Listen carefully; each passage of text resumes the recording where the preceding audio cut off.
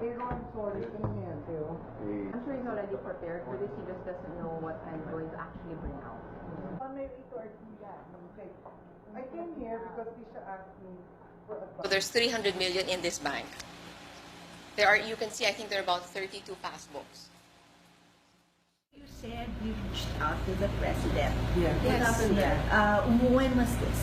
When did this happen? That's 2 weeks ago? 3 weeks ago. 2-3 weeks Wednesday ago. after Sona. And now it was the president himself. After Sona. Wednesday after. It was the president himself who met with you yes. in the palace. In the palace. It was just you. He was very kind. Any of your lawyers? What was your reason for reaching I out said, to you know what, I'm getting scared because not, like I said, it hit a wall. And I'm holding this stuff. I don't know what it is. I don't know how far-reaching it is. I don't know what to do, right? So I would think that the safest place to bring this is there. Because at the end of the day, right, this is the president. This is as high as it goes. The first meeting, I think majority of everything I said is in the affidavit. I already went to the NBI and what do you call that? Swore in and whatever the affidavit. It's about 6 inches high, so you can look at it. 6 inches thick. So the first meeting with the president was Wednesday after the Sona, right? Yes. Wednesday after. All he said is that he whatever way he can help. He was, I think, surprised as much as I was. He endorsed to the NBI director who has been the one coordinating. Because I mean, I guess were there anyone else during the meeting? Or it was just he endorses to the NBI director. I mean, during the meetings we told the NBI. Yes. There's a second meeting, right?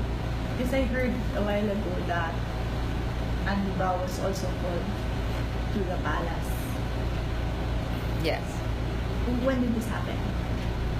When did this happen? Sorry, that I'm not good with dates, so I look at them because I don't know the dates. Tuesday. You met again with the president on Tuesday with your husband. Not with my husband. Separate. He met him separate. Yeah, separate. So not with me. Well, can you detail? Later on. Later on, we what do you call it? We were in the we faced each other. Para saan yung final yung affidavit sa NBI? What good will it do if we can't? No, for whatever legal purpose may serve, because at least we have the backing or the services of the NBI in helping us to uncover or to trace this the source of these funds. And at least at the minimum, like I said, at least it's on paper that I don't know any of this stuff. I found things that you see before you. I found passbooks. I found properties that I had never heard of, but apparently belonged to Andy because they had his name. I found money. I found cash, gift wrap, things like that, things of the sort. And I, in all honesty, did not know what they were. Right? I did not know what they were. I got to a point where I realized that these things could actually be items of question. They could be things that could get my children in trouble, me into trouble. And, again, as I said, we're estranged. You really wonder. I look at these things and, you have deposits that are below, 400,000, 500,000, and they're done almost every day. So these are things that, I'm not a lawyer, I am not a banker, but they're enough to really kind of make you panic. I really, really feel that this should not be in my house, right? That really, I don't know what it is, but it doesn't belong in my house, okay? I don't want anybody to think I am complicit. I have nothing to do with this because, again, who's going to believe, right? I live under the same roof, even if we're estranged. On a very practical level, two levels, I guess. The first level is a practical one. Now, if I don't come out and say that I'm not complicit, because again, who will believe me that I don't know anything, right? You live in the same house. That in many ways what will happen if both their parents, right, are charged or whatever? What's going to happen to my kids?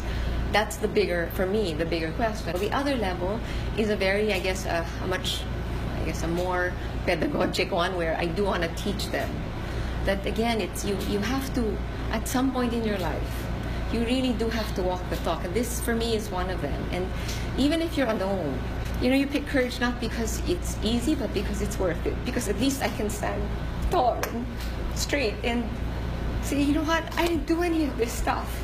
I don't know what's going to happen, but at least me and my kids, we didn't do any of this stuff.